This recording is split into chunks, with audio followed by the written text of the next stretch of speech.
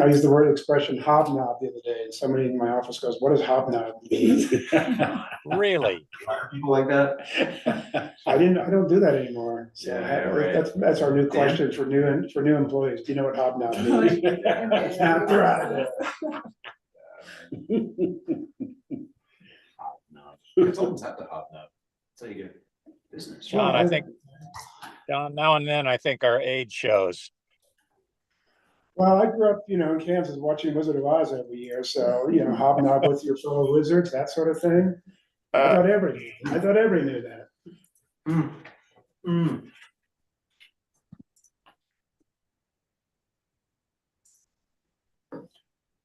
Well, I think let's get going. It's Jeff, I'm sure he'll make it. Is anybody, Chris, have you heard from Jeff? Not since he confirmed he'd Okay. be here, so. Why don't we call the meeting? Okay, we good, Chris? Let's go ahead and call the meeting to order.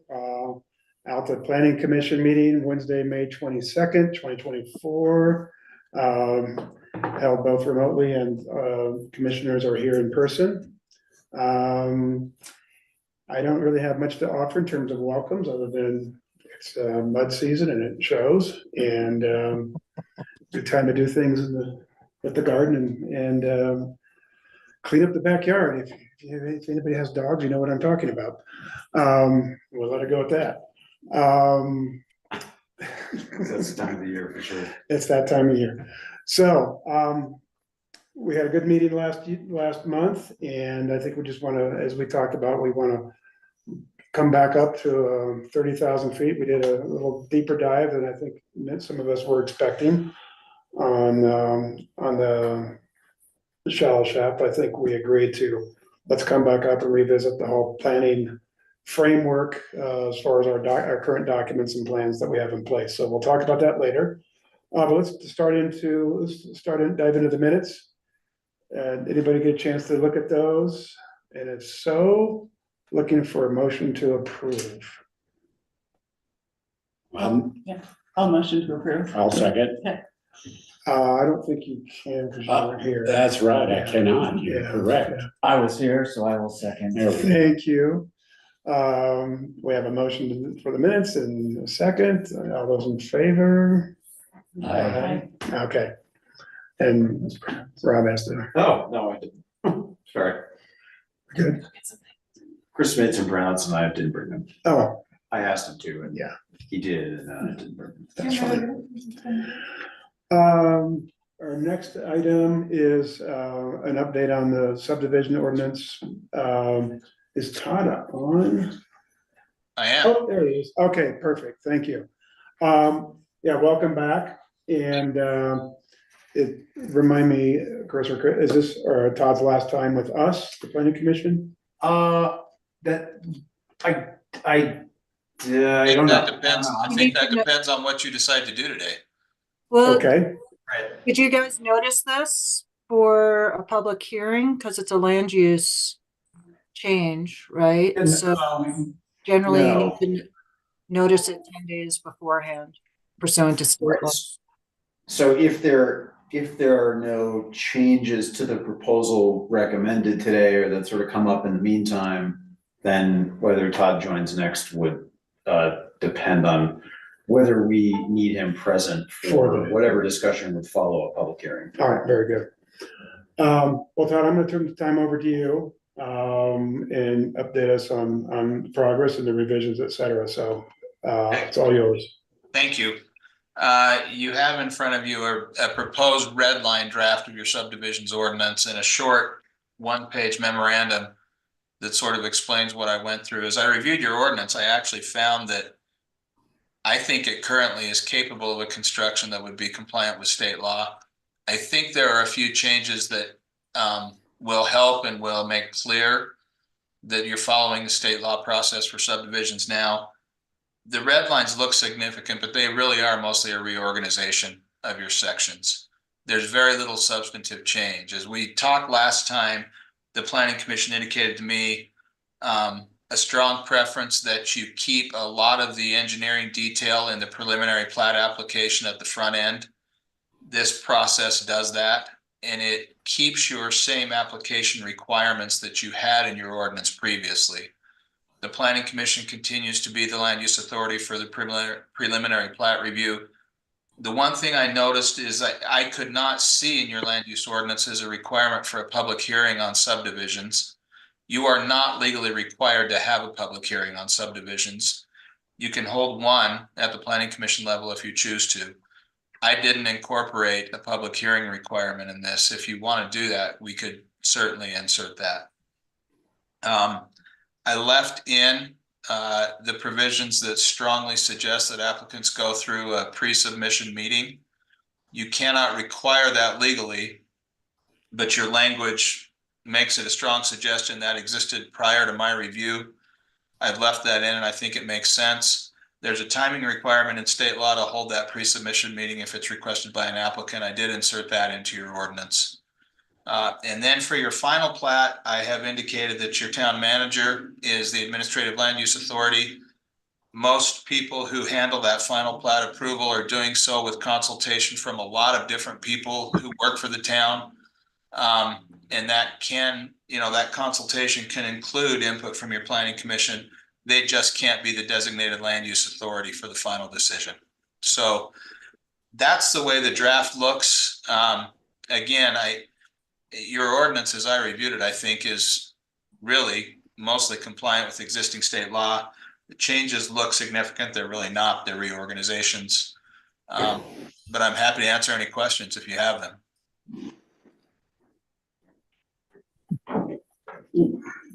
Anybody have any questions on the, Well, I have a question, which is there any jeopardy for not changing them?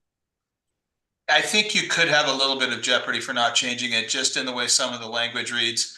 The one thing that, and I will tell you the way I would argue to defend your ordinance is that you have one application, it's for a subdivision. You haven't necessarily separated into two applications for a preliminary and a final. You treat those as steps in one application. The planning commission's involvement there leaves the sort of the final plat decision a little bit, I guess, fuzzy as to whether or not it was a planning commission decision. That's not permitted under state law right now. That's the one place where I think you could potentially get arguments that your process isn't compliant. To be honest with you, I doubt you would really get those arguments because it looks to me like your process is awfully efficient. But it's possible. So this change makes it clear that the final plat decision is being made by a town manager. That's I think a help to your ordinance right now.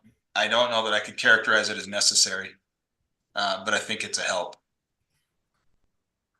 Todd, a question about the schedule a pre-submission meeting within 15 days. That means the meeting just has to be scheduled, not that it has to occur within 15 days, right? Yes, and the statutory language isn't terribly clear on that point. That's the way I've interpreted it, and I've not had anybody in the development community push back on that kind of an issue right now. That's what makes sense, particularly in a smaller town. Yeah, I was gonna say that if it's really implying that would happen within 15 days, I don't think that's gonna happen up here. and does that assume 15 working days? So 3 weeks? Yeah. Okay. The other question I had, Todd, was you were addressing final plat just now, I think. What did it say before? I was trying to compare. How did it, was that what you were referencing, that it was vague?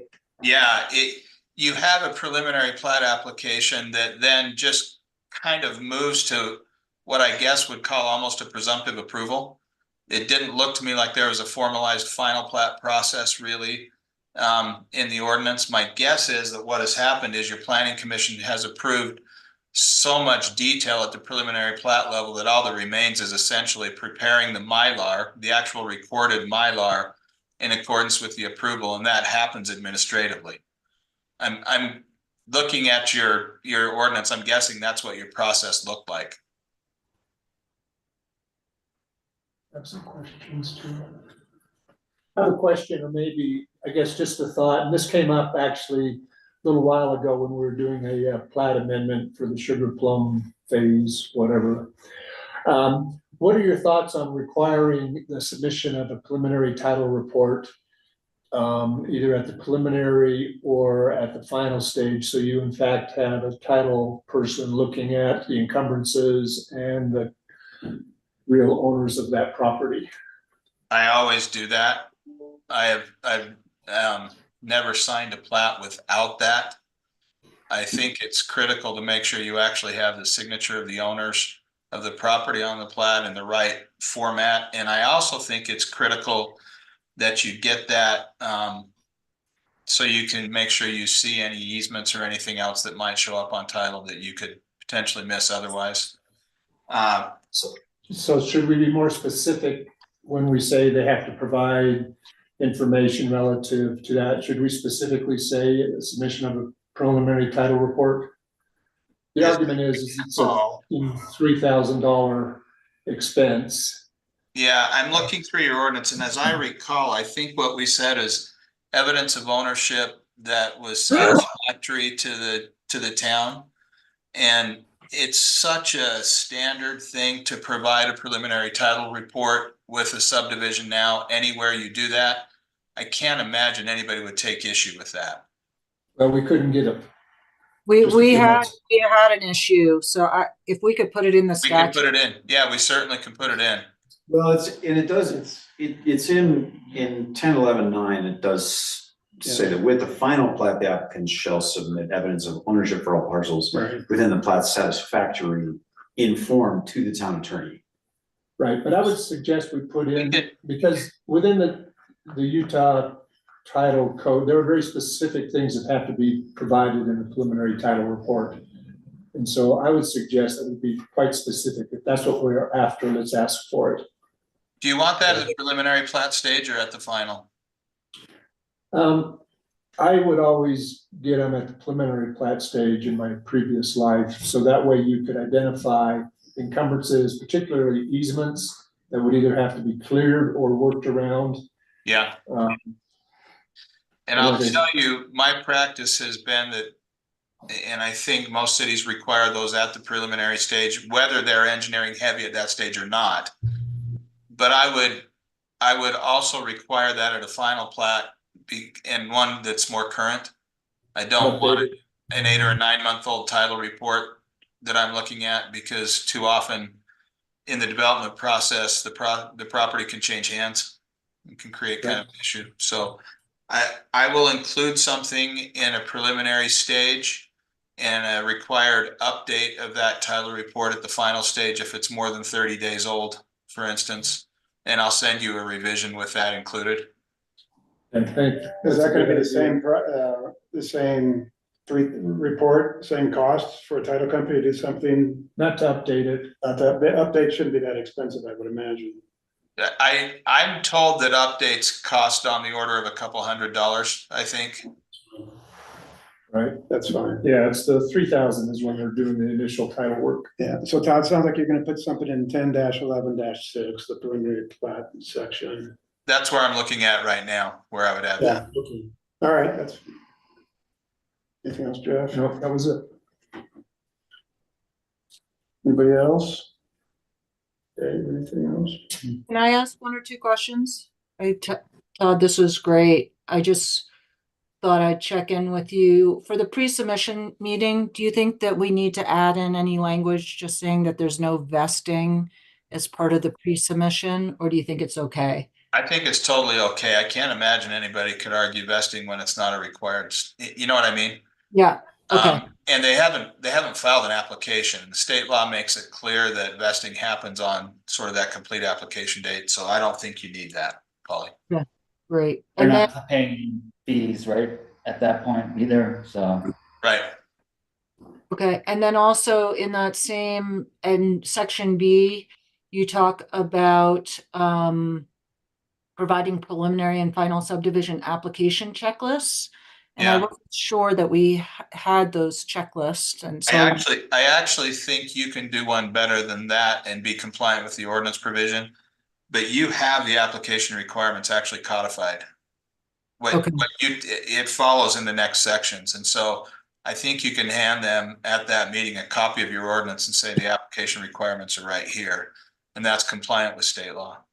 Okay, great.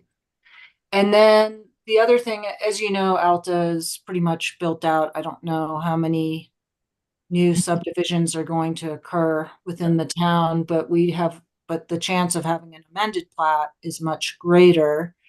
How do we address that?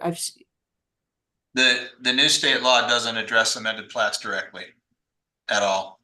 And so I think that process is still yours to sort of own and control the way you want. If it were me, I would want it to look something like the subdivision process, so you don't get too far out of whack with the way you handle these kinds of questions. I'm advising my other clients to do a two-step process similar to this. For those clients that don't have public hearings on their subdivisions, we are frequently doing public hearings on amended plats. I just think there's a little different character to those. And so we've written in some, I guess what I would call standards for when a public hearing might be required for an amended plat. But that's the way I'm looking at that. I also will tell you, I expect some discussion about statewide, LUDMA amendments on plat amendments this year. I'll be surprised if we don't see something. But we could probably just add in another section or something that just says amended plats shall go through the same process as the final plat or something Sure. like Yeah. that might be. And then also at the beginning, you talked about whether or not they wanted a public hearing. So I thought maybe you want that feedback from the commission. Yeah.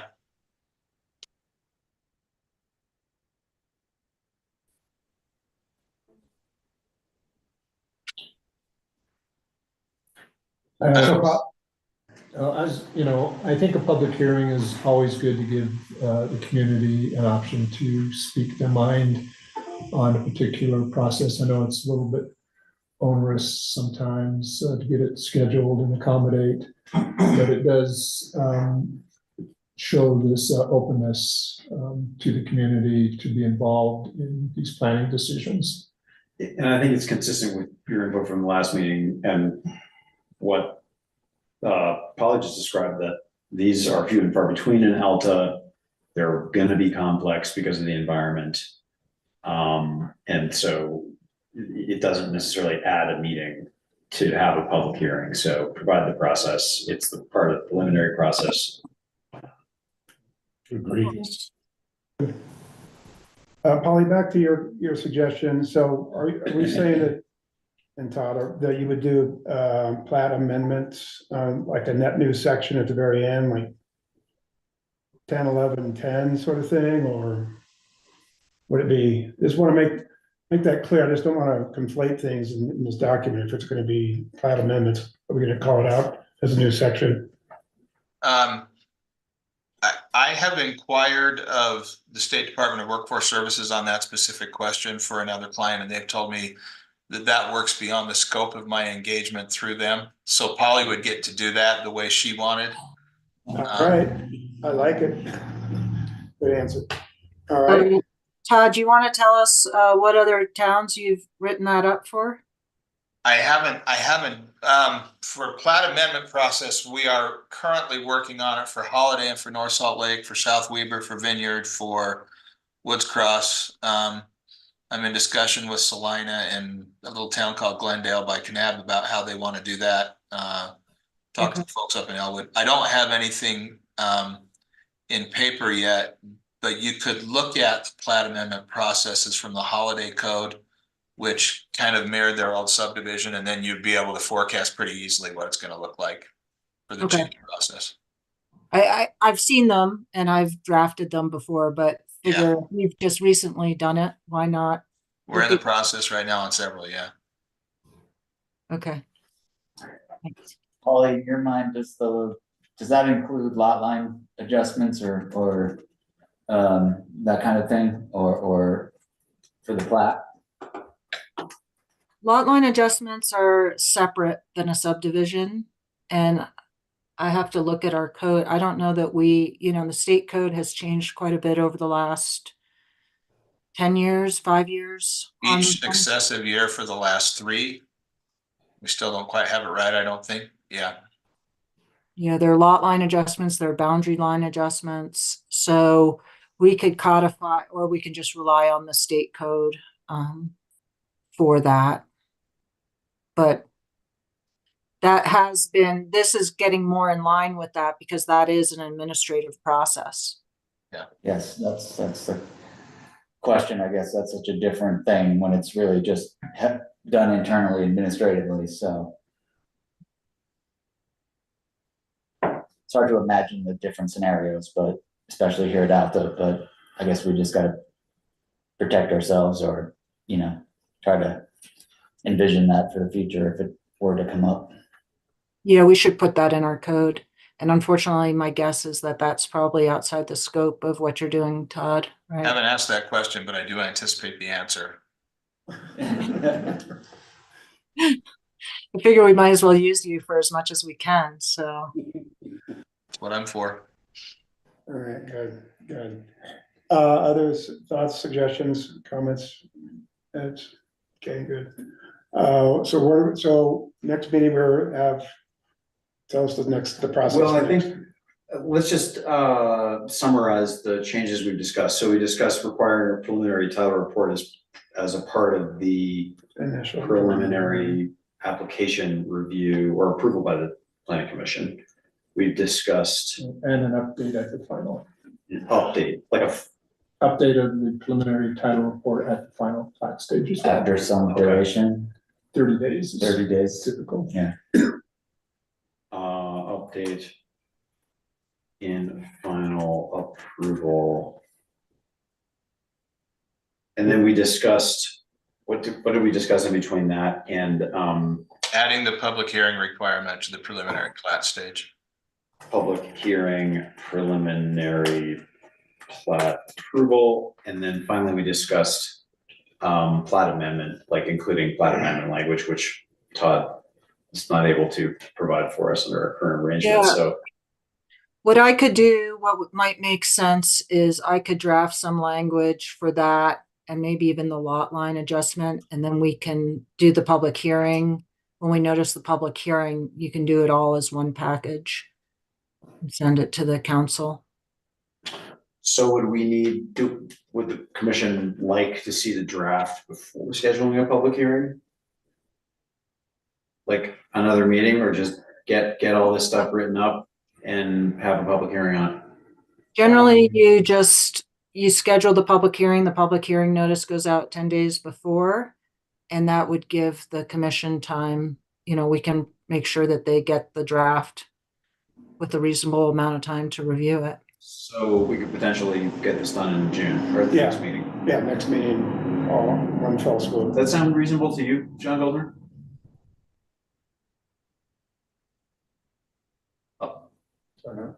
Goldner. Sorry, I lost the button. Yeah, that's perfectly reasonable. Okay. Thank you. Let's do it. Okay, Okay, great. we're good in terms of That, scheduling. What's next? Yeah, we'll just, saying this, sort of thinking out loud and saying to my colleagues that, we'll have to, put an asterisk on the schedule of public hearing because that has certain notice requirements and a timetable, and Right, we will have our biggest council meeting of the year the previous week. So anyway. cool. I mean, you could do it in July if you wanted, but it's up to you. You concerned, Chris? Maybe, you want June, I may be gone for that June meeting. Okay. I can look at calling in. Let me double check that as well. Couldn't think of I'm in town then, but out of town in July. July, yeah, I don't know. James. I just Dark clouds, scheduled that dark far clouds in ahead. July, So not really. June meeting is scheduled for 26th. Wednesday, the 26th. I will most likely be back by the 26th. Maren, you might be able to dial in. I will be on a plane, I can't remember the times, but I can try like last time to catch my way over. Why don't we try to stick to that meeting then? Yeah, we could. Clean it up. Tighten it up, clean it up. I keep getting confused on the switch to Wednesday. Yeah. I know, I was looking at Tuesday. Yeah. Although I like it personally. What, I mean, do we need to try to switch it to Thursday so Maren can definitely be there, or? I'd prefer Well, to here, keep let the me- schedule. Yeah. It's Oh, like a okay. very You long can- process, but. You can all work. I might it be out. able to call in. Yeah. All right, I mean, sometimes you have to miss a planning commission meeting. Yeah. So. no one else has ever done that, but. All right, well, good. Todd, thank you.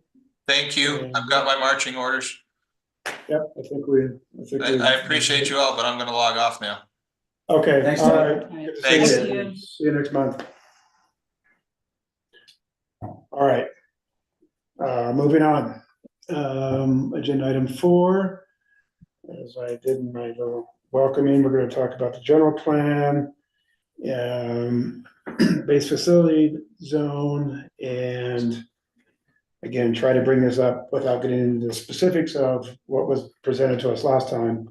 Let's be agnostic about that for a while and kind of zoom out for a bit.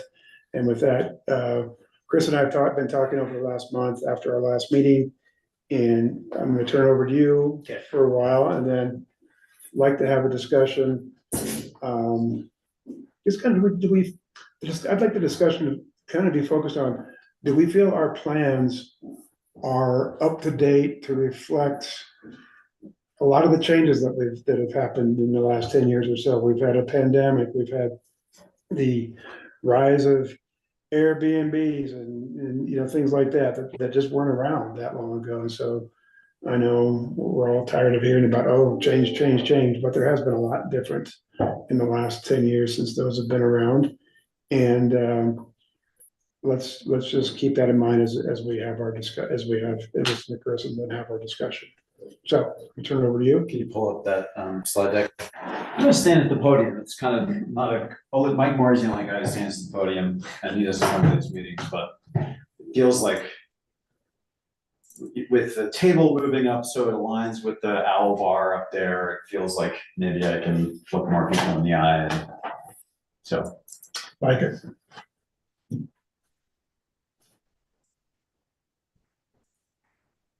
Okay, close. It actually might say town manager presentation, GP Shaft. There you go. It's the second from the top. There you go. Okay, Take it away. right, so we had a nice discussion, a nice presentation by Walter and Andrina, and Hans is here. Hans is the architect with working with the folks at Shell Chef, if you don't remember that from last meeting.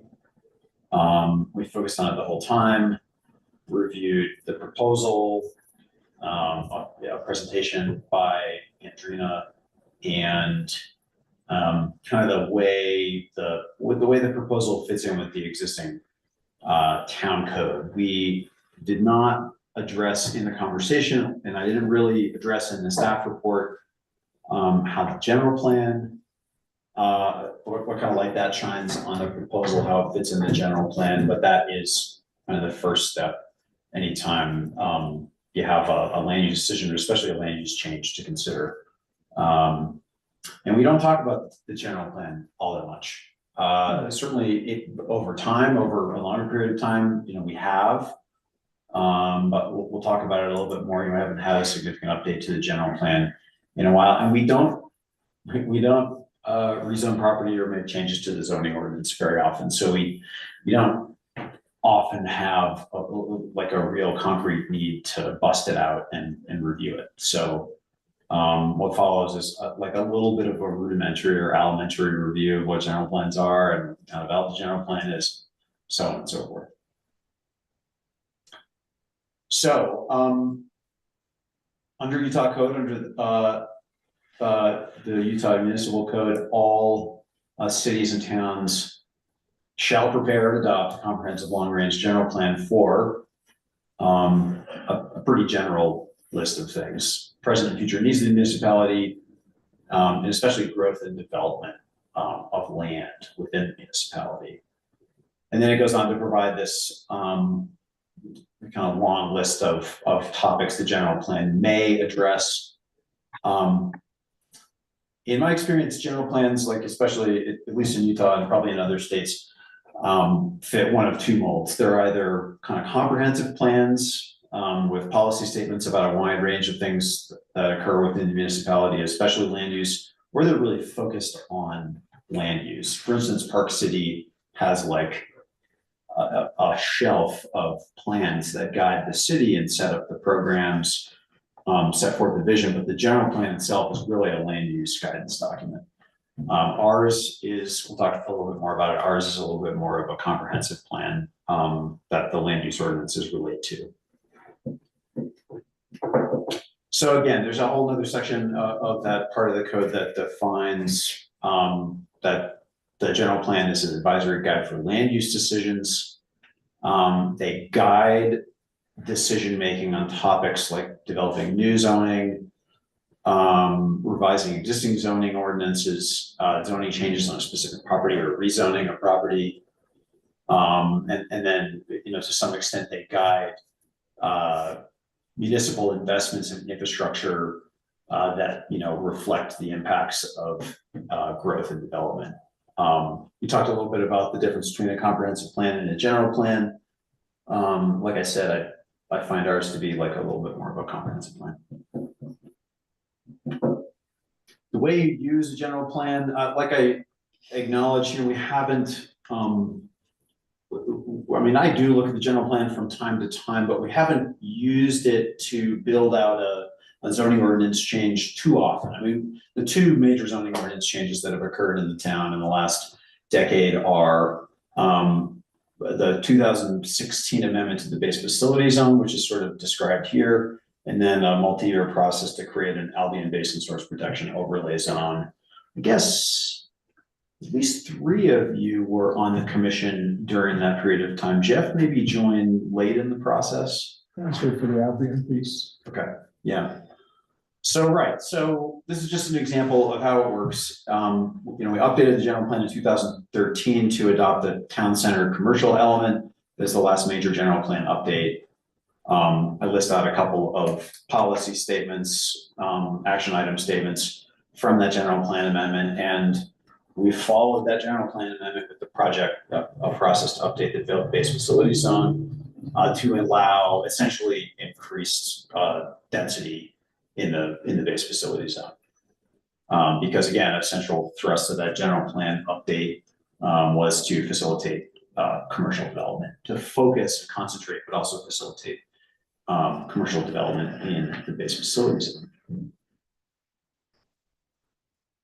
So, town about the general plan. The last time the planning commission developed and the town council adopted a complete new general plan was 2005. I believe at that time, I believe that some of the 2005 general plan was to some extent rolled over from the previous version of the general plan. I think a fair amount of that general plan, whenever it really originates, is still relevant to Alta.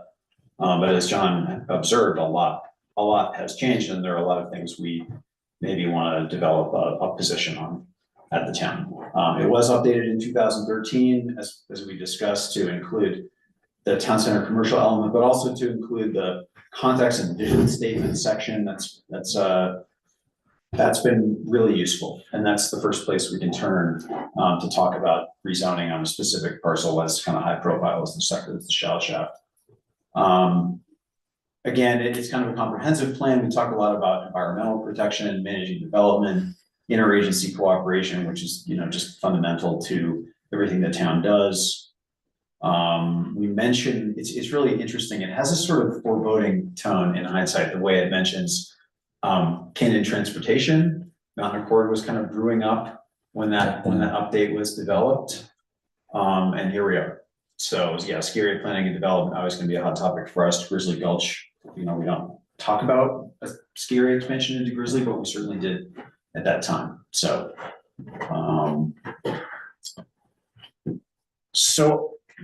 I know John recommended we avoid diving too deep into the shell shaft proposal in this meeting. Of course, you know, that's kind of what instigated this presentation and the discussion we're having.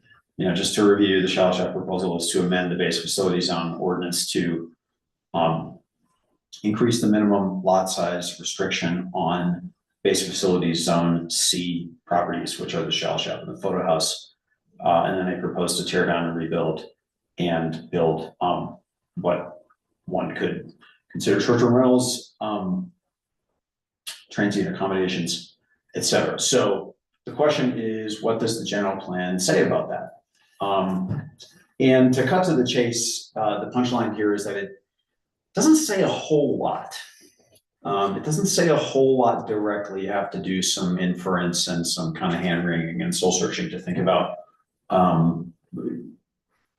how directly this could be applied. This is the vision statement. I won't read it out loud. I think it's arguable it still applies. It basically says that commercial development is, we only want commercial development in the commercial core, which is the area of town between the ski area bases, basically, the Wildcat parking lot and then the cat shop. And away from sensitive areas, we want a community center. And we expect standards for design and development that honor the unique context of Alta. So, again, pretty relevant still, it feels like, but maybe not specifically relevant to the case at hand. The vision statement appears under that. I guess perhaps I committed an error and meant to include the context. But again, this is generally relevant, but perhaps not specifically applicable to the shell chapter, unless any of you want to argue that it is. We support expansion of Alta's summer economy. That'll appear later in some of the other excerpts I found. A central, a big motivator to do that the town center commercial element update to the general plan was that there was a lot of energy around creating summer economic development in Alta, kind of connecting the seasonally in our economy. So perhaps we could use that to consider whether the proposal would enhance the summer economy in some way. Okay. Relevant excerpts for the shell shop. So the existing zoning of all areas should continue. That's sure. Future residential development should be limited to those areas currently zoned for such uses. So we, have had back and forth with the applicants, with the shell shop rather, on whether short-term rentals are residential uses. Short-term rentals are defined as residential uses under state code. And it is fundamental to the general plan and the zoning ordinance that residential uses are prohibited in the base facility zone as it stands. So we're bending that. Well, Not yet. we're not yet. Yeah. Okay. Yeah. Yes. I mean, we're not, but the proposal is to bend it. argue that it would bend that. So, section 4.3, town center commercial. So this is the new section. Defines the commercial core, which happens to be where all the base facility zone properties are located. And then it says a lot about year-round economy and summer commercial activity. So we support public and private efforts to develop long-term year-round commercial ventures. We support activities that support summer employment and will complement but not degrade Alta's unique character. Whether the proposal supports Alta's unique character or not feels a little bit too subjective to me, but and then employee housing is a useful component of any commercial development. It's beneficial to the ongoing success of the community. So we encourage it to be a feature of commercial development. We did talk a little bit about we always talk about employee housing in commercial development, and we talk about caretaker units and residential development in certain zones and so forth.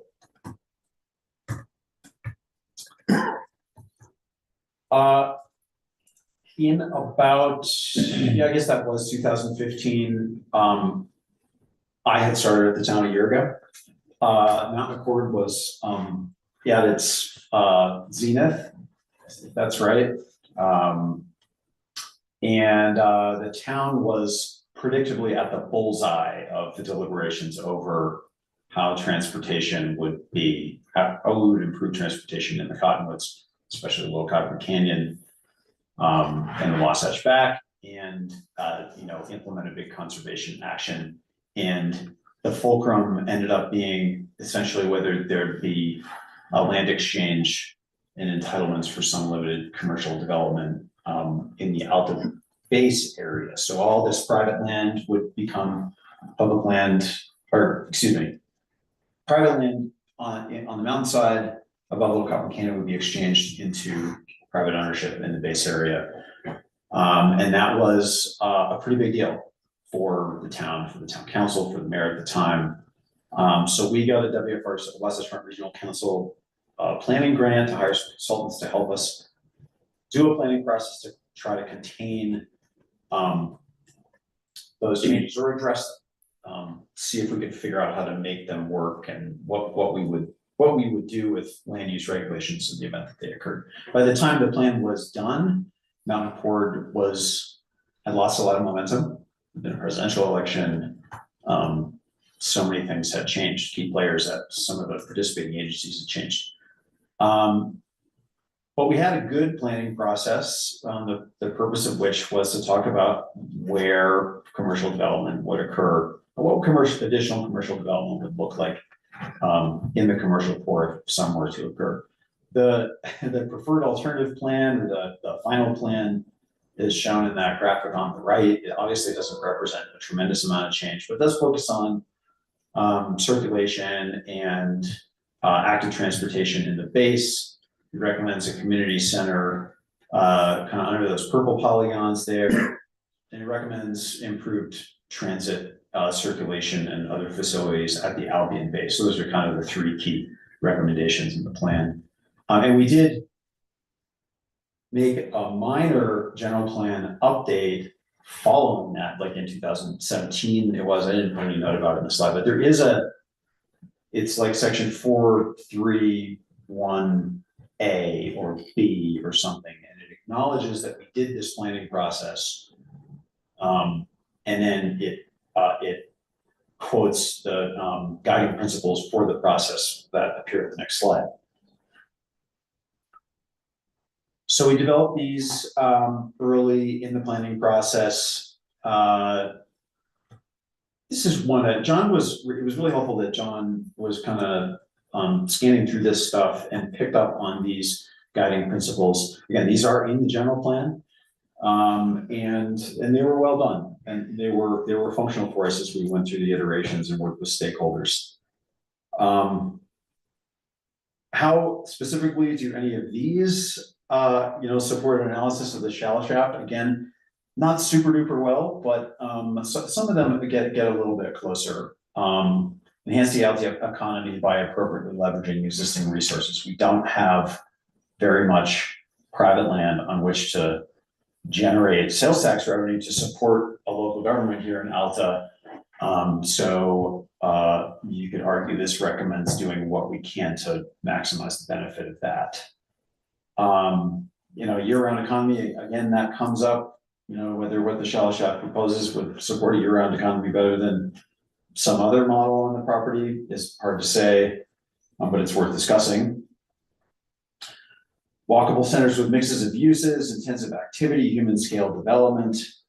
Plan for Alta's role in long-term mountain solutions. That was a heavy wordsmith reference to like fixed guideway transit in the canyon, whether that's a train as it might have been, whether it's a gondola as it might be. So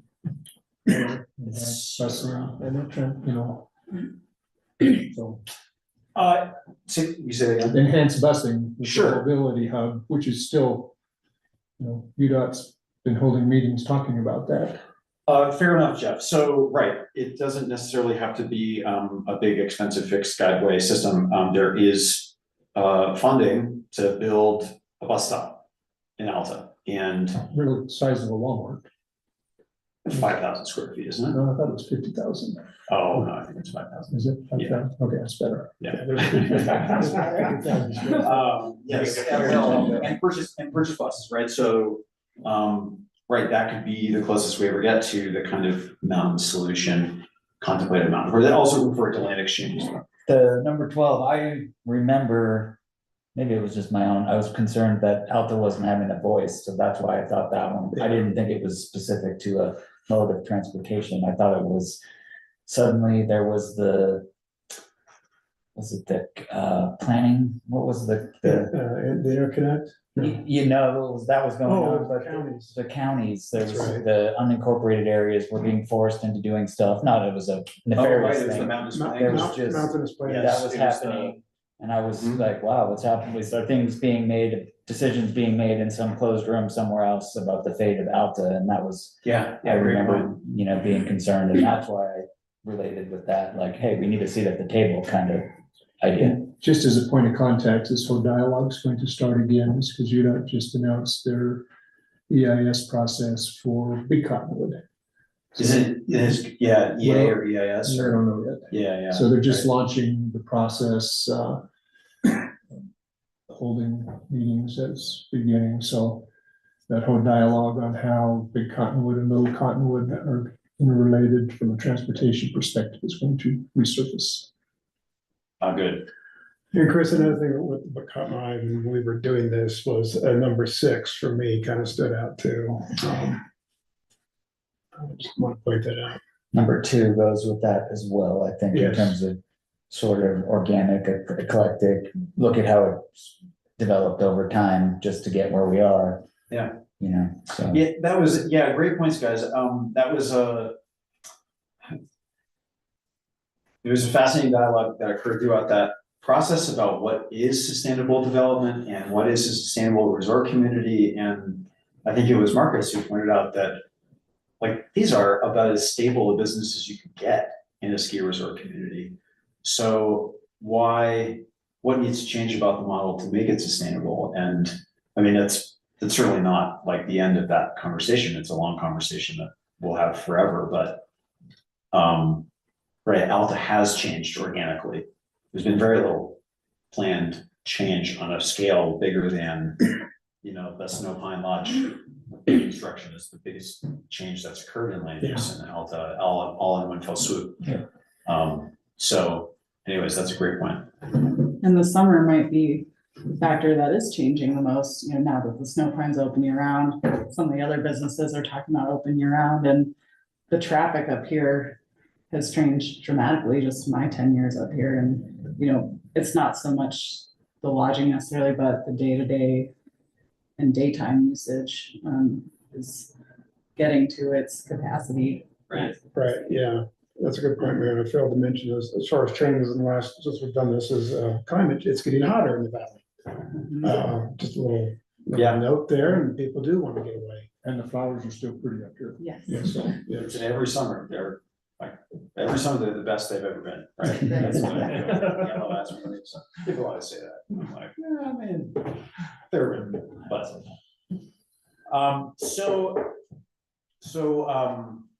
We amended the general plan, we updated the base facility zone, took several years, you know, recommended to the council, remanded to the commission, went back to the council, was finally adopted. It amounted to a pretty substantial, I should maybe not use the term upzone, but the big change, one of the big changes was coverage in the base facility zone, I believe went from 25 to 65%. We adopted height regulations, we changed height regulations, and we changed the definition, we essentially changed the regulation of hotel room density to allow for more hotel rooms. But not that much has happened. In Alta time, not that much time has passed. But anyways, the biggest project that's happened since the base facility zone was amended was the Snow Pine tear down and rebuild. They took advantage to, you know, more or less every brick they could put on that property, they put on that property. it's still one of the smallest hotels in Alta by hotel room count. It's certainly not by square footage. It has, I think, essentially twice as many hotel rooms. It has a great deal more additional amenities, and the rooms are bigger and so on and so forth. And it has, I described 5 times square footage. I'm not really qualified to say that, but it's certainly 3 times as tall and 3 or 4 times as big a footprint. And it's open to the public year round. And, you know, legend has it, I wasn't here in the summer pre-Great Recession, but I think summer business was more contiguous at all the lodges pre-recession, and then everybody but the Alta Lodge closed down during the recession. The Snowpine is open year round, and they have their doors open for the public to come in and sit down and have a hamburger or in the bar or steak in the restaurant. And they're, you know, doing as much conference and other ancillary business as they can in the off season. And to my knowledge, all the other hotels are also doing, I mean, the Alta Lodge, of course, has been open in the summer for, let's say, forever. The other hotels are doing more business kind of in their own way. It doesn't do anywhere near the magnitude of, we don't do anywhere near the magnitude of business in the winter time as we do in the summer. And so the town collects almost no sales tax revenue based on summer business. That's no criticism of anybody. It's just, it's a fact of the matter. It's organic, right? Like that changes there. So, yeah, the only other project, and John, you know, I should have checked in with John about this. There is a small employee housing addition going through the permitting process. They're hopefully almost done right now, and they are kind of taking advantage of that increased density allowed in the base facility zone amendment. The ski area still doesn't really do summer business other than charging. If they charge a fee at the summer booth, they are the concessionaire at the campground. They have a small little campground store up in the campground. That is really the limit of the ski area summer business. But everyone, like the ski area is the locomotive of the economy here, obviously. And the question of, you know, what will the summer business model be has always hinged on, is the ski area gonna fire up the lifts or do something else to bring people into town to patronize the other businesses. So I think we've talked through some of these implications for the Shallow Shaft proposal. And again, John, you know, coming out, we're getting No, to good. specifics. That was a great discussion we just had about the guiding principles from the commercial core plan, leveraging existing resources. Does the proposal support Alta's role in mountain solutions? There is no mention of short-term rentals in the general plan or in the base facility zone ordinance. They are permitted in other zones, but not in the base facility zone.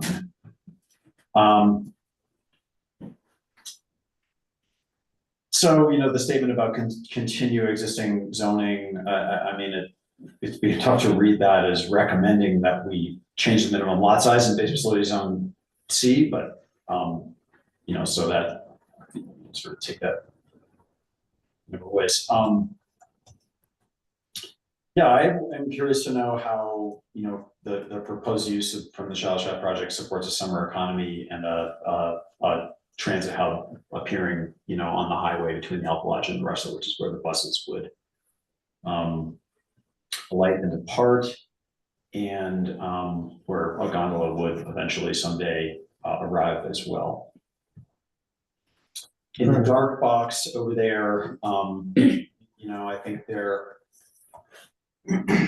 this gets a little bit to some of John's questions and concerns about the general plan, and you know, the changes that have occurred. You know, what is the relevance of the commercial core vision 10 years later? We had a lot of energy about it. I was not at the town when we developed that commercial core, the commercial element of the general plan, but I do remember going to a couple of meetings, and I mean, 10 years ago, you saved paper copies of meeting records and comments that people made at workshops and charrettes. And I mean, we have like file cabinets full of materials from the commercial core plan, the commercial element update to the general plan. So there's been a lot of excitement about that in the past. Can we have a town center kind of feel on the highway so you can recognize that there's a town, and very little has changed. Yeah, all right, so what's the relevance of that commercial core vision, and what can the town do to support a summer economy? Is there any decision the town could make on this shell chef proposal that would support a summer economy? Hard saying. Minimum lot size. You know, the proposal that's all that on the table is to amend the zoning ordinance to reduce minimum lot size in base facility zone C. That one could easily argue that that would be spot zoning, and you're not supposed to spot zone. And we need to take seriously the question of whether that would set a precedent for other places in town, and whether it would sort of water down, you know, the preservation of the zoning ordinance, which depend, you know, regardless of what your position on changes here in Alta, the stability of the zoning ordinance over time is a big part of why Alta feels the way, you know, if you like Alta, you like the way it feels, and that hasn't changed in some important ways. So.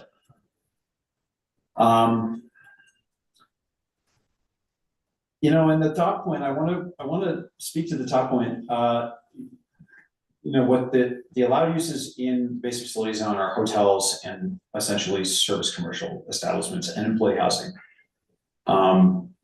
So, you know, the shell chef can do a hotel of some kind, very small one, a commercial establishment, or a commercial establishment such as the restaurant that they have there now.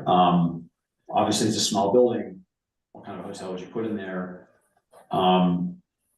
There are some complications in the rest of the zoning ordinance for operating a restaurant on the property, such as parking. You'll never be able to meet the parking requirement in the zoning ordinance, that restaurant on the property. And not just the shell chef, but the owner of the powder house is starting to make some noise about the difficulty of operating a small business like that, a business of that size up here in this economy. And I know John and I have been talking a lot recently about needing to get some outside perspective on that.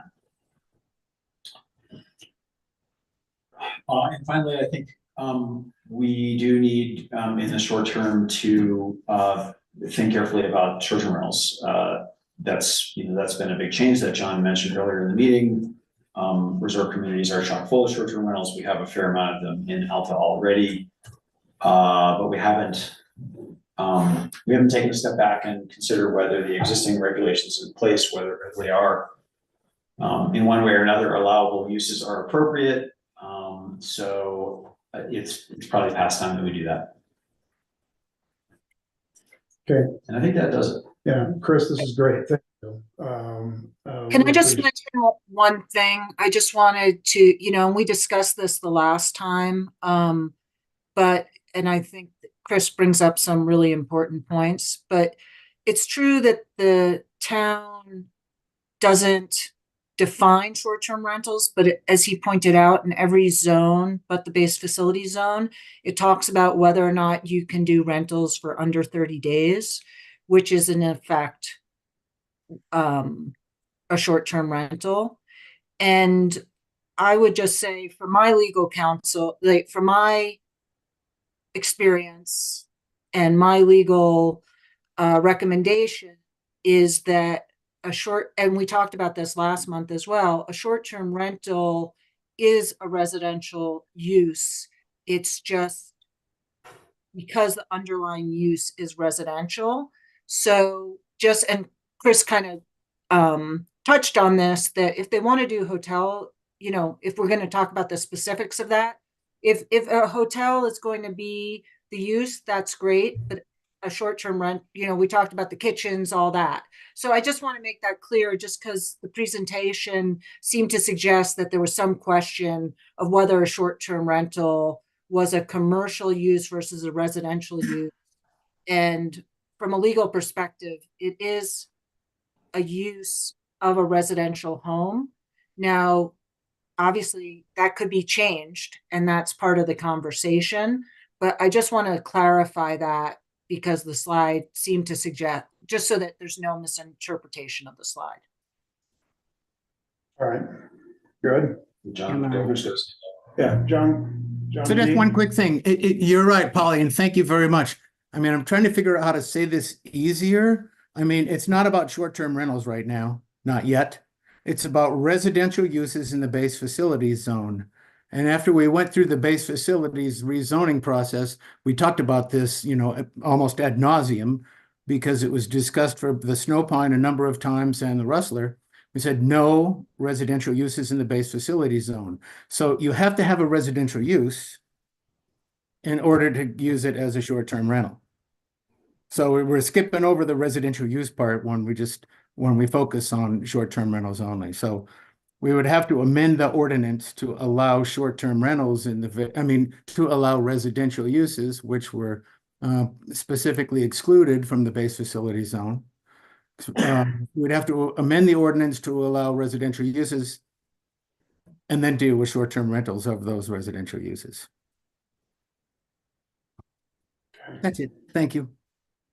All right, no, that's good. That's good. What we appreciate all the research, Chris and others, to get us today. I'm almost afraid to ask this one, but I think what had been thinking about this is, do we have the planning tools? In other words, the documentation, the processes, the plans.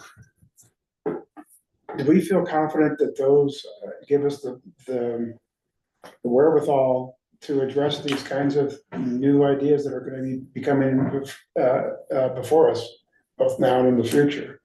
I know that's a big question.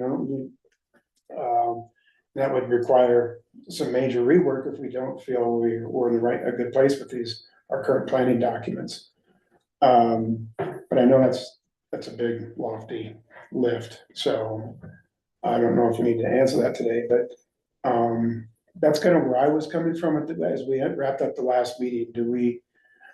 Are our plans matching up with the new reality out there? And I don't know if anybody has any opinions on that, or love to hear it from John or Chris or Polly or anybody. Yeah, I'll start. Like I said, I think the general plan, it was maybe, it was well written in the sense that a lot of it appears to be relevant. But the plan itself, the process that goes into the plan, the public input, the occasion is also really important. And if we were engaged in that kind of a process, then we would definitely be talking about the post-COVID ski area economy. We'd be talking about multi-resort passes. We'd be talking about short-term rentals. We're talking about new transportation conveyances. I mean, all sorts of stuff. Yeah, about bus stop. I mean, we have so much more detail about the future of transportation in Old Cotton than we've ever had before, despite the hurdles that are still in the way. And we have a lot of work to do to figure out how the town is going to react to and interface with the phased implementation of the preferred alternative from the EIS or the gondola. So, right, in some way, I mean, we can use the general plan to try to make a decision about the shell shock proposal, but it'd be nice if we had a process more recently. And I mean, I can tell you a million reasons why we haven't, but anyway. Anybody else have any thoughts on that? Lofty question? Well, I don't know if it's a lofty, if I just look at, the projects that I keep hearing about that have the fundamental ability to kind of change the character about, as you have the transportation modal hub, whatever that turns out to be. You have Alta's desire to have a community center. There continue to be rumors of some rework of the Patsy Marley property. The Schwartz development, which I've not seen a formal proposal on, but there are things out there. And so depending on how they manifest themselves, we're going to want to have the tools to address, how you keep the core value of Alta intact as the community wishes it to be, and that's reflected in a general plan. So the general plan, in my view, is the communities and elected officials' vision for Alta. Right. And then from that, planning and zoning ordinances and other plans, come forth. And so the question is, the general plan, as it is today, robust enough to address what we see on the horizon? Yeah, It's I think we're certainly saying not the just a same, shell I think, show. yeah, we're asking the same thing, I think, yeah. I, just as a side note, I can't remember who on the commission, Rob, I think you were here, I happen to have Miles Radaman's presentation, Rethinking Alta. Rethinking Alta, Flower boxes. yes. Flower Well, boxes. Flower boxes. We've got some hanging on the pillars between the Yeah. garage bays down there. New last summer. But I like the fact that it made us all think, is what I'm getting at. 14 years. Yeah, is that what it was? Yeah. 14 So- years to get the flower boxes, yeah. Yeah. Yeah, and by the way, we used to talk about, well, we still do, a town center versus center of town. I think that was one of the things we talked about a lot too. Yeah. But yeah, there's someone, John had his hand up, but now he's like John? resting his left. That's his resting hand. He's been in that. No, I'm position. doodling. Oh, just a couple of things. I mean, our general plan is old, and somebody said it's not sexy. Well, it isn't. It doesn't have great pictures. It's not glossy, but I think it still works. I mean, it portrays the general attitude to basically what I hear a lot lately is keep Alta Alta. And a general plan is never going to specifically address something like a 0.21 acre future No. proposal on an old, like non-conforming leftover special use permit from the Forest Service. So I think we're good. The other thing to remember is, I mean, we've got 81% of the property in Alta is Forest Service. So we can make all the plans we want, we can do all the stuff we want, but they're going to do what they're going to do. So, and then one thing back to this community center, which was one of the big issues that it seems like the whole town was after. We had a community center plan. We got some land from the Forest Service. And I remember back when it was what was before CWC, we had a 15,000, 12,000, 10,000 square foot building plan for a community center / center of town. And we said, well, you can share that. You can use that as part of the transportation hub. And somebody with the Mountain Accord said, oh, no, that won't even be big enough for what we want to do or what we need for the transportation hub. So it's like, holy Moses, what are they all planning for us? But remember, whatever they want to build in Alta has to go through the planning commission and the town council if it's on private land. If it's on the federal land, they can put a 50,000 square foot Walmart transit hub. But then we'll have to discuss whether or not we want to give them sewer and water, which is a legitimate cause. But, you all look at everything that goes through you. And I think the general plan, there's some things that are archaic and have to be changed. Like we have a stance on the Olympics. Well, maybe we could just leave it in there because they're coming around again. But there's a few things like that we could look at. But I think generally everything else is fine. So it'd be fun to read it again and look at what you think we should change. But it's not really going to help a whole lot with what we're looking at right now with that area across from the DPH with the shaft in the photo house. no, don't get me wrong, John, I wasn't saying that's going to be, there's going to be something specific in a general plan rewrite that would help us with a proposal that might, at that specific level. Right. I mean, I knew that. I knew you weren't saying that. I'm just saying there ain't no magic bullet. No,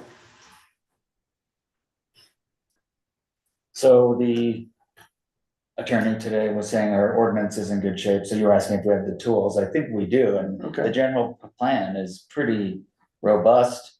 John, there was a pretty heavy focus on the community center when I reread it, the general plan. I thought that was interesting that we got so specific about that, but anyway, we have the commercial core and we identified that, and we all, at least it's been vocalized that people are interested in sort of summer commerce or maybe more year round. And we have this defined area. One thing, we know that's where, if there's gonna be development, we would prefer it to be contained to that really core of town and try to preserve the rest of Alta or, that kind of thing. If we're really wanting commercial, rooftops drive commercial, if I'm not in one direction or another on this issue, I'm just thinking about when I do projects downtown or whatever, you need to have, 24/7 people to support commercial activities. You can't just have this commercial thing and hope that people are gonna show up. So it's a little bit of a contradiction, I think, in the ordinance to say like no residential, and maybe we have to get more specific about the nature of the residential, or is it more of a density thing, or I don't even know, I'm just throwing out ideas that are like, what would make it the right type of residential, to support the commercial, and then if we drilled in, those were kind of high level concepts, but if we drilled into a specific project, could we require, workforce housing or let's think about it. We've talked about wanting commercial. We also know that we need workforce housing, employee housing type and, spaces. So is there a bonus for having, 750 square feet of residential or retail, and that gets you X amount of residential or so, I'm just trying to think about, are there changes that we could make to not just, nothing says like this town is dead by dead storefronts or empty vacant buildings that start to deteriorate.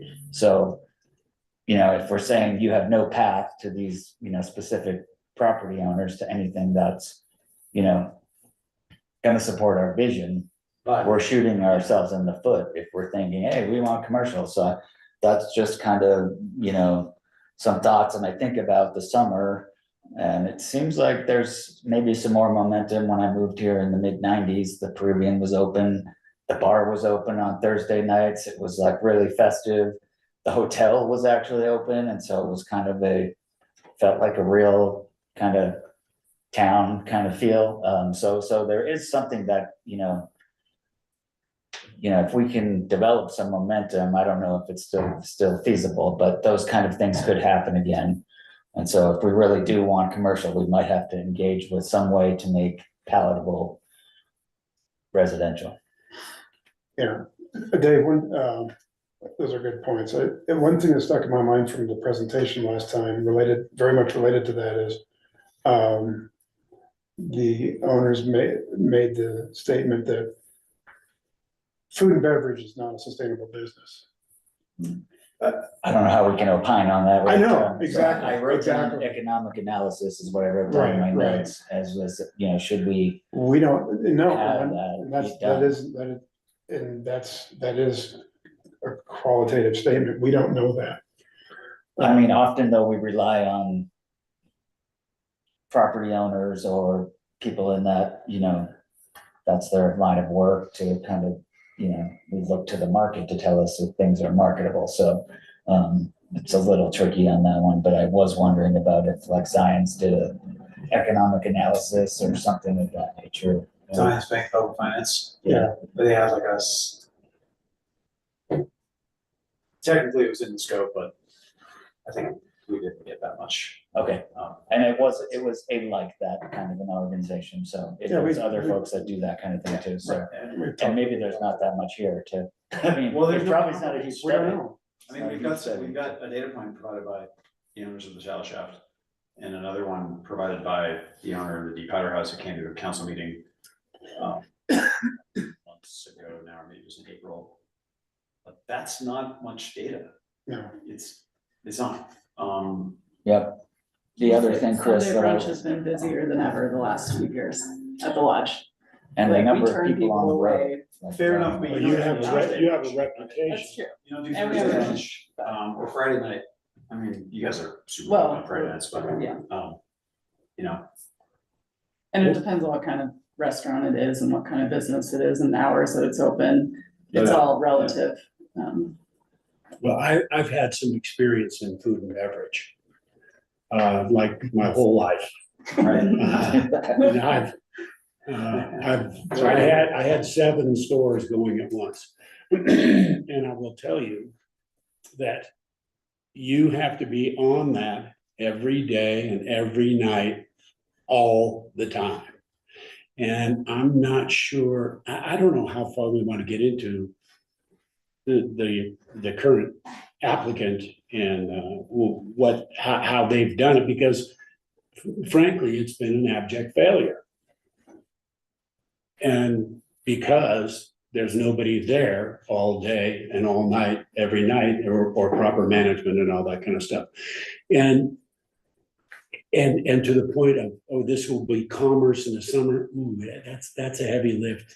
I don't know how you're gonna ever promote that unless somebody is on the ground promoting it themselves. Yeah. And to make it go. It's easy to envision, but I mean, we're certainly not qualified in the town office to provide any objective flesh on the bones of that vision at all. I think the idea would be to have the zoning support the possibility of, we're not going out and pushing people into it. I'm just saying, Right. where That's, the zoning can support commercial, in air quotes, a big, huge thing, which commercial can often include, mixed use residential components as well. So we just gotta think about that. The other piece is just the area that's in this is a very specific, right? These 2 parcels have their own. So if we make a change to those 2 parcels, I'm trying to remember now, I looked at it last time we were in a month and I can't even remember. That's its own zone. If there was a change if there was a text change to that zone, that would not influence any of the other property, or would it? Not directly. Just the precedent. The precedent. Yeah. It was sort of a set Zoning. precedent. But those properties were here before the base facility zone too, so let's remember that. Well, The before there shallow was a shaft. zone called the base facility zone. the So properties were there, they yes. were pre-existing to act as if there was somehow they came in and the land was subdivided. But nobody's arguing, they can repeat what they have on the ground right now.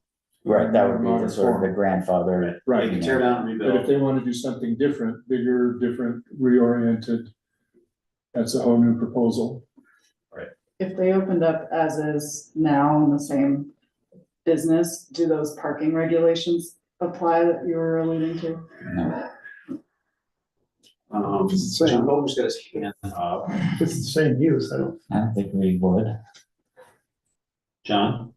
Oh, thank you. Quickly back on the zoning, they were all like the Snow Pine, Rustler, Alta, Gold Miners, Shallow Shaft, Photo House. They were all done before there was any zoning at all, before the county even established zoning. They were done under Forest Service special use permit. Then the county came in and they looked at these parcels under the special use permit and they go, what's the right zone for this? So they would just stick the zone on the special use permit parcel, regardless of what the size was. So when they did that, all of those parcels were zoned the same FM10 for everything in town. And then later we changed that to the base facilities, which gave people more coverage, more density. I think that's it. And before that, people that like the Shallow Shaft and the Photo House that were non-complying because of the old special use permits from the Forest Service, they couldn't do anything. They could maintain, upgrade, and keep the stuff running. They couldn't tear down and rebuild. But with adoption of the base facility zone, they could then tear down, rebuild a newer, better structure with the addition of 250 one-time gross square feet. So it's all the same zone with all the same regulations. The only regulations that we chain, well, the same uses are allowed in A, B, and C. The only thing that's different is the height. And the height limit is based on proximity to the road and the alignment with the ski area. So Rustler, Snow Pine, Rustler, Alta have one height limit. Gold Miners and Peruvian are totally different. They have another height limit. And then the Shaft and the Photo House have individually determined by you and the council as their height limit. But aside from that, everything's the same, one zone.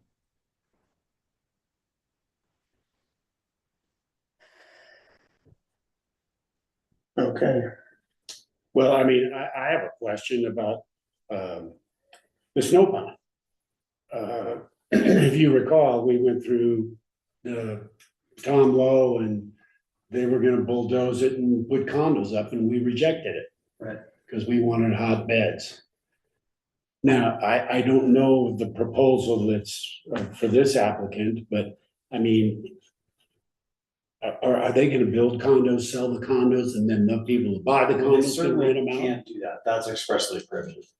That's expressly prohibited. Condominiums are expressly prohibited. They're not proposing to condominiumize the property, so they're not proposing for the units to be independently offered or owned, which is the definition of a condo. Okay, One owner. Yeah, one owner. so. So that is certainly what the hotbeds conversation was about. Mhm. We talked a lot about whether individually owned condos could be required to be in a rental pool, and I think it was determined they would not. And proponents of condos pointed out that half the Montage is condos and half of those are rented. But there's no requirement over there that they are. I don't know if there's some HOA kind of construct that could require rental, but I don't think the town would have any leverage to require that. So our short-term rentals, hotbeds or cold beds, if you'd have to do a survey around town. that's what it seemed to be the crux of the discussion is, are they look like do they function as a hotel or do they function as almost condo residential units? Yeah. Period. I don't think it. And I know the presentation last time did say transient use, but an earlier version didn't, so. Correct. So- Yes, they're both on the website. Yeah, And what is exactly is Bluff John, what is that, what's going on there? It's a grandfather non-conforming use, so they've been doing, They have two condos, or I guess you don't call them condos. no, they've got two residential units. That they had before it was on private property. So before town of Alta zoning applied to it, they had residential units in there. Mhm. And yeah, well. I don't have any magical thoughts as far as where to go next, but. Does the map, sorry, I don't know this, Chris, the map, zone C, base facility zone, is that the two properties? yes, Okay. yeah, well, I it's feel like we have a it's tool to indicated get in the at text the two, sequence. I feel like we have a possibility to get at the two properties that have this condition, but, you know. So, well, right, we could do that, and that would get to the question of what precedent would it set? So, I mean, I think maybe what we wanna talk about is what we need to learn next. Yeah, I'm gonna be a little tight on time, so, yeah. I'd like to think ahead to the next, what are our next steps on this journey, so to speak. Just so I think I'm clear, but we do not have any formal application yet. We've had a good dialogue with the potential applicant. Correct. Yes, I tried It was a not to use that discussion, word. yeah. So, and this dialogue has been to educate us on, what our world looks like today and what we might need to look at into the future. So, the question is, do you wait for a formal application and address it then? Or do we, since we can kind of hint at what the application may look like, try and adjust ourselves to accommodate it or modify it as the case may be? Chicken and the egg. Okay, no, that's right, and I think this today was helpful for me anyway, in that, again, base facilities zone, commercial core, but we want activity, we want commercial activity, which includes hotel activity, but not condominium or above in terms of residential. Unfortunately, short-term rentals also get bad press oftentimes because they tend to be in other places where people are kicked out of their units and they sit vacant, things like that. And we're obviously not, that wouldn't be the case with this current use. So I think we're almost dealing with some semantics of what the proposal might be, but maybe the best thing to do is wait and see what the proposal says. And I guess, well, and I think there's a fundamental kind of disagreement between our legal counsel and our reading of it and what the applicant thinks, whether or not a zoning ordinance applies or doesn't apply. And So I think the question is it's really short-term rentals is what they're talking about. And based on our attorney's advice, John's reading, that only you can have a short-term rental of a residential unit. Otherwise, it's okay. Yeah, by definition, yeah. Right.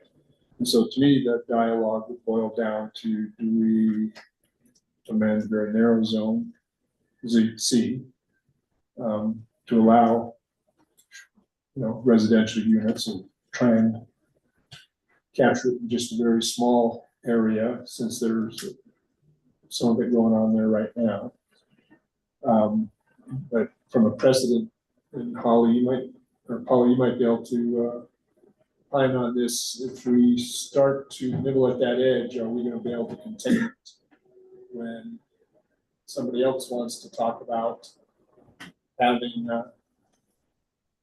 short-term rentals, or changing hotel rooms to short-term rentals, other than, longer term? I So think you're to opening me, a it's door there. precedent. Pardon? Yeah, What- you're, Putting the camel's nose in the tent. Yeah, and I guess John asked if it was a semantic difference, and I would strongly recommend we consider it a much more than a semantic. Yes. Because, right, camel's nose, slippery slope, all the scary metaphors about, the hollowing out of communities. Anyways, so we've got the use, we've got the proposal on the minimum lot size. You mentioned precedent setting in terms of allowing residential uses in the base facility zone, and what else we might have to entertain. And we also have the proposal to amend minimum lot size. Right. And I think that's when we were talking about precedent setting in the last meeting. And I know internally, when we've talked about precedent setting, we've been talking about that, and what precedent does that set for other proposals in the future, and how might it force our hand. So we have that to study.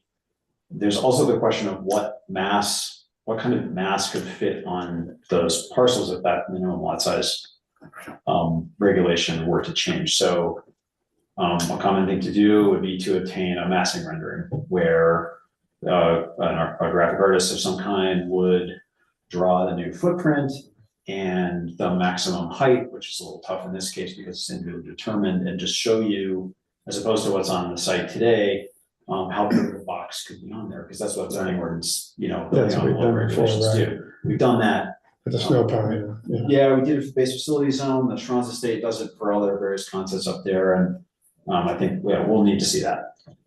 And I don't want to forget, there's also an issue with the riparian corridor overlay, Stream setback. stream Yeah. setback that we don't have a clear picture on. It's melted out, I think. It's getting there. It's close. Didn't the stream run right down through the employee basement? Here's some questions I about. was there, I saw it. I think it's a bit drier. They renovated the basement. They like did something in the basement to improve that. Put more sandbags. Well, no, people tell stories about growing plants on the carpet, but, so. Anyways, Chris, you mentioned, you have a phrase about hollowing out communities, you know, right now, that's, as a reminder, we have it's hollow. it's hollow, Yeah, it's still hollow. it's hollow. Let's not forget that it's basically a rundown vacant lot. So we have to study the actual proposed text amendment that's on the table. Precedent and building envelope, what could you possibly do? And of course, the proposal would also allow the adjacent parcel to expand onto more site, to change the footprint and reorient, which they didn't have that, well, anyways, the property was obviously substantially remodeled in 17 or 18, and they didn't have the opportunity to tear out and rebuild at that time, so. And then there's the use, and we've talked about economic analysis, and we've talked about the non-semantic distinction between residential and commercial uses, and what is the definition of a short-term rental, and do we want to allow it? Does that sound like a good summary of what we need to Yeah, know? yes. I don't know what the agenda looks like for next time, but that is I don't know. Subdivision ordinance. we got Public that, hearing. we got that going for us. They're all gonna be out the door, so it's gonna take an hour and a half.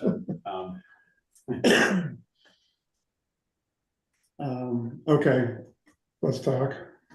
I Okay. think that's, Yeah, keep digesting here. I'd like to wrap this up, to be honest, and let's, I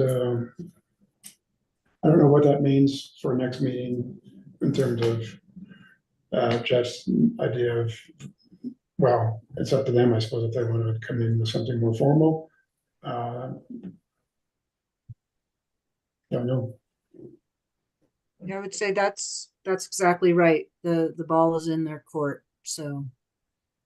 Yeah, I would say that the projects that we've done in the past in Alta, John Goldner's kind of given us the lines, you know, to color within, and we just color within those lines, and you know, everybody's happy. With this one, we haven't done that formal step yet, just because we don't know what the lines are really. And so, if it would help, I think we could put together, you know, a more detailed drawing or just a diagram of what Adriana and Walter are talking about. As a discussion item for the next meeting.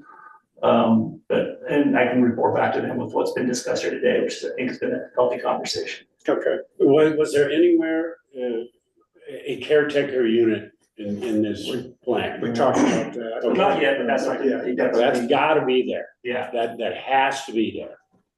yeah, that's definitely something we talked about adding. in your car? well, it's good for the building, it's good for the business, it's good for the community, and we generally require base facilities on.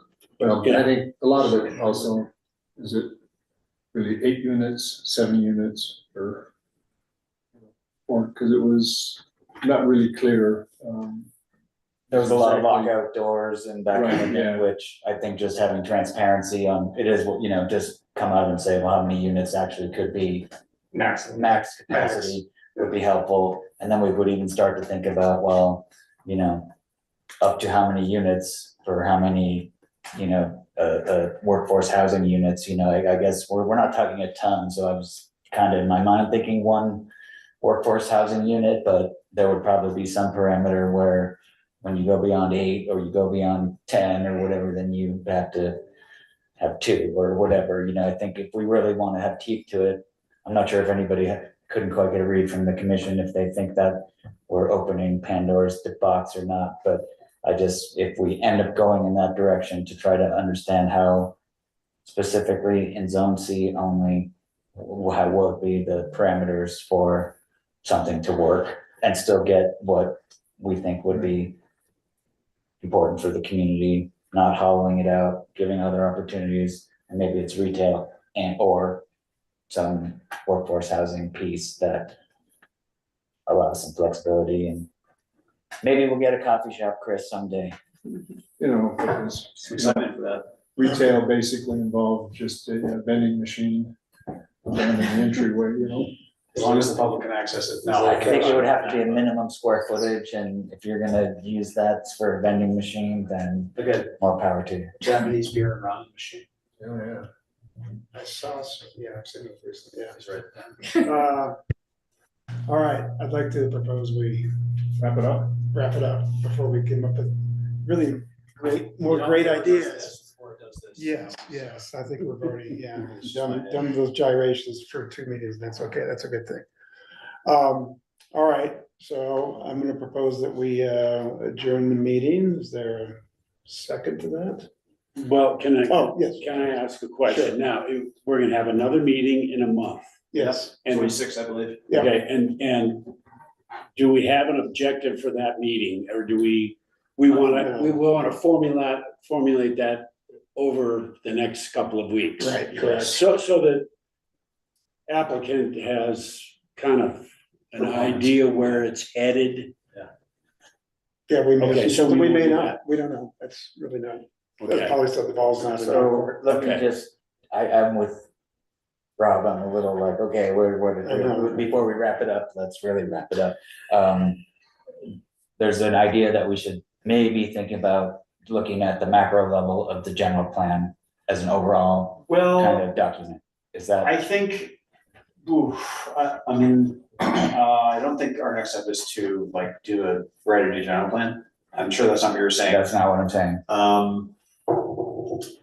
We may want to determine whether we need to amend the general plan in order to make these changes. I don't know, yeah, I guess, I'm not seeing any big, and personally, the discussion didn't Red seem like, flags. yeah, it was like, Yeah. oh, this thing was so out of date that it doesn't even apply. But people can read it more again, you know, it's kind of a document, and my memory is kind of soggy these days, so I would have to reread it again to be totally articulate on it, but anyhow. So that's sort of the macro level, and I think we were saying maybe the applicant is going to kind of come back, and I was laughing when everyone kept saying that, but the folks who own the property come back with another more concrete idea.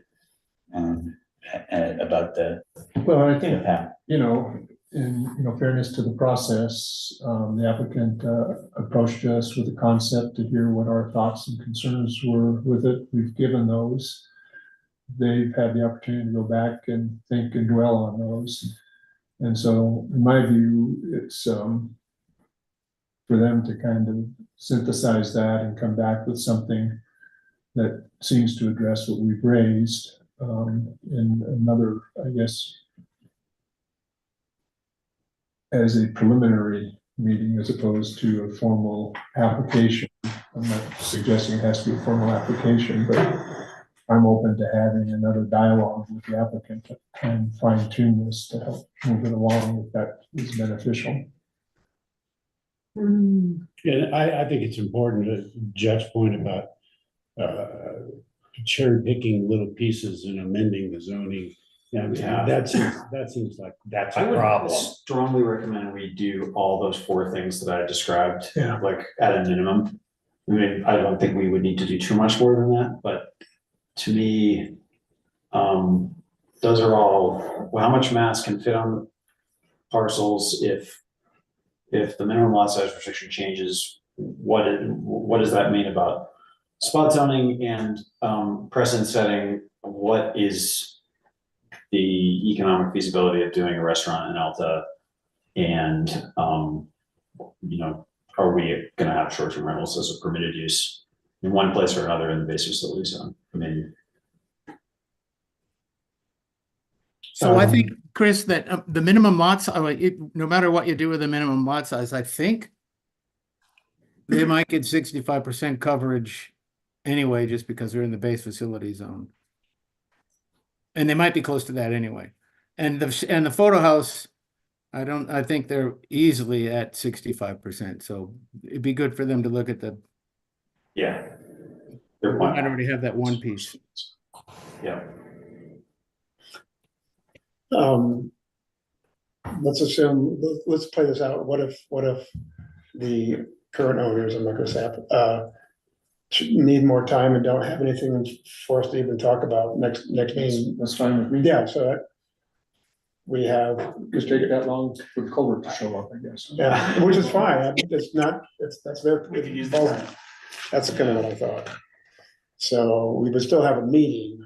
Yeah, I know they expressed some sense of urgency. So the meeting's already set. Yes. So we're Yeah, gonna subdivision. do next week, whether or not we have another. It'd be a agenda short, item. is it a short meeting or a longer meeting? A public hearing Yeah, could be a longer. meeting. It's gonna be a hot topic. subdivisions where? Yeah. Yeah, there you go. Does that help clarify where we are? I know it's still a little bit. Not a lot, I that's know, I okay. know, I It's know. all right. I'm in the I don't know, that's same, a separate- and blame me on not this the- one. It's, Not it's, the, it's fine. We're good. okay, we'll talk. Yeah, sounds good. We'll keep working. Okay. So would you like a movement to adjourn the meeting? Yes, please. A motion? A motion. I'll Is that it? That's it. Let's get that out of here. All right. Rob Boyd, motion, Jeff Niemeyer, second. There All we those in go. favor? It's my wife's birthday and I better get home. Can Yeah. we take Oh, a yeah. picture of you guys real quick, like around the table? Maybe just crowd in. I'm gonna open these. I'm gonna sort of open this blind, but I look all right. Oh, you're fabulous. like we just haven't had the whole body together. This is